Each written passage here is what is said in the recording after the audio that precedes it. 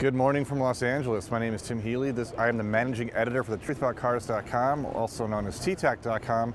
We are live on Facebook at the 2018 Los Angeles Auto Show. I almost said 2019 because we're getting close to the year, but it's actually 2018 still.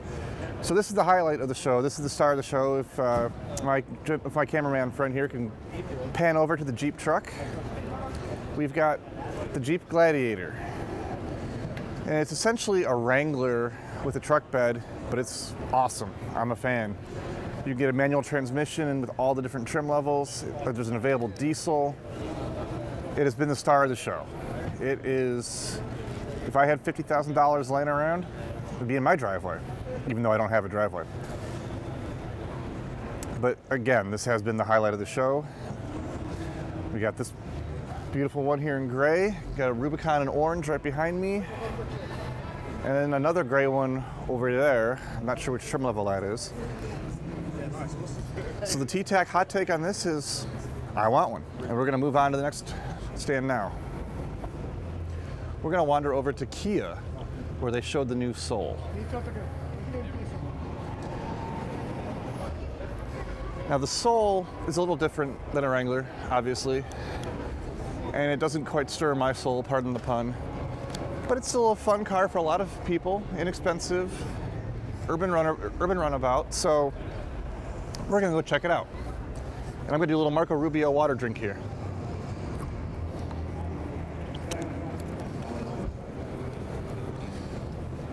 As you can see, the second day of the LA show is a little quieter. And there, on the stand, is a red Kia Soul, complete with a new turbo engine.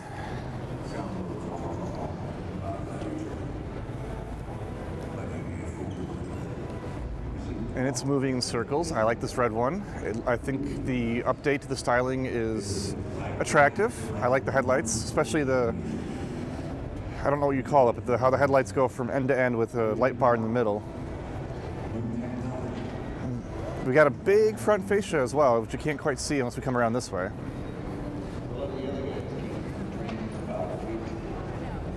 But I like this GT line look. It looks sporty, even though it's boxy.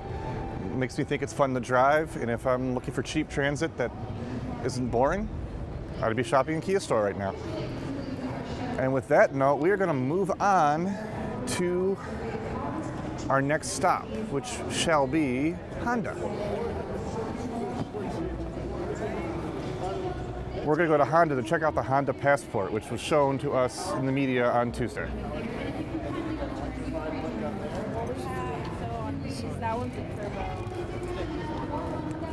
I'm sure you guys are enjoying the back of my head here as we walk through the show.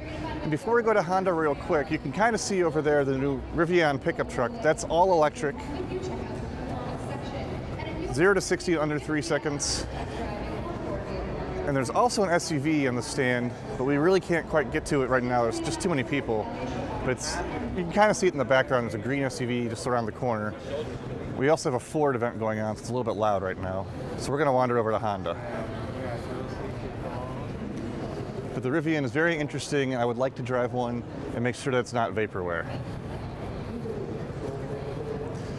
As we go over to Honda, we're going to see the new Passport, which is 5 seats, slots in between the CR-V and the Pilot in the lineup. The initial TTAC take is it's a bit like a truncated Pilot. I like the looks. It's a bit plain, but I don't find it boring at all. I think it's a good-looking SUV.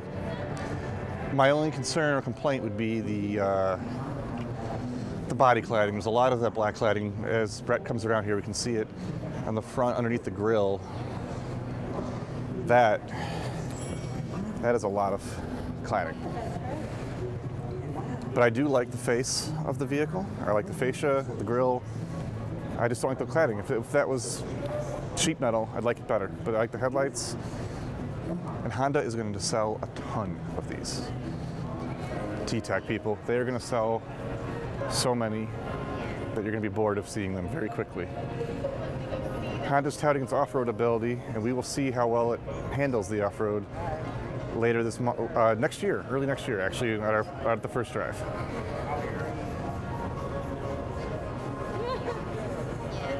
You can do it.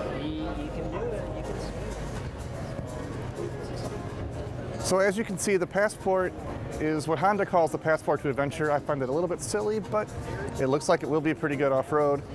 And we're gonna slide on out over to the Nissan booth.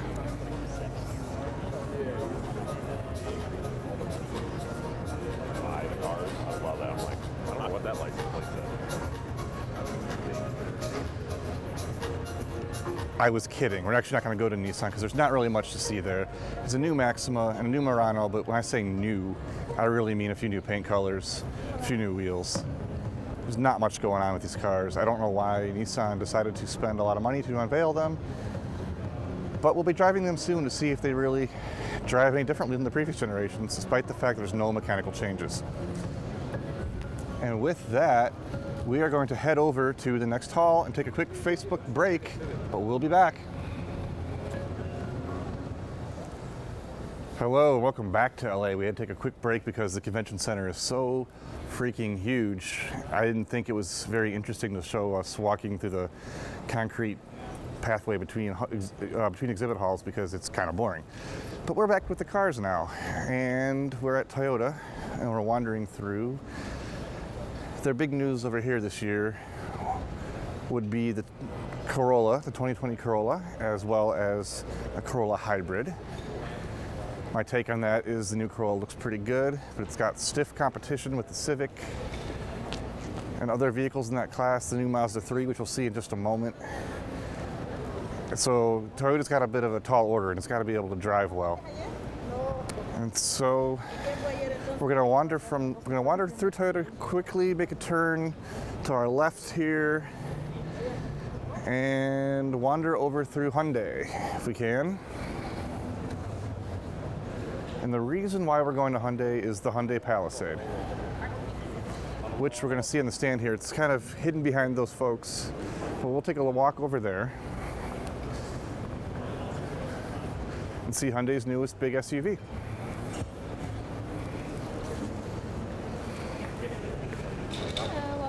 Good morning. So some folks probably don't realize we're live, so maybe saying hi to people as we walk through. And this, ladies and gentlemen, watching out in TTAC land, in internet land, doing whatever you're doing, is the Palisade. And we'll come around the booth here because it's still hard to get a good look at it. And there it is, in the flesh. And I wasn't a fan when I saw the pictures yesterday, but I'm coming around on it as I see it in person. I'm liking it better. I would still personally prefer a Veloster N, but if you're in the SUV market, this is looking pretty good. I do like this color as well.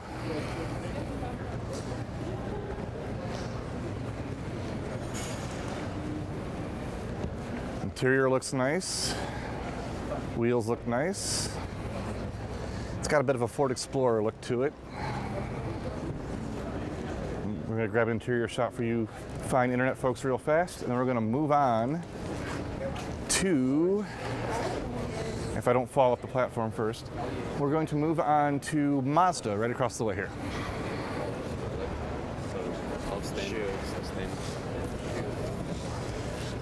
And if you saw that weird little dance move, that's called the avoid the photo move. You're trying not to block anyone's shot, but it's difficult at these shows.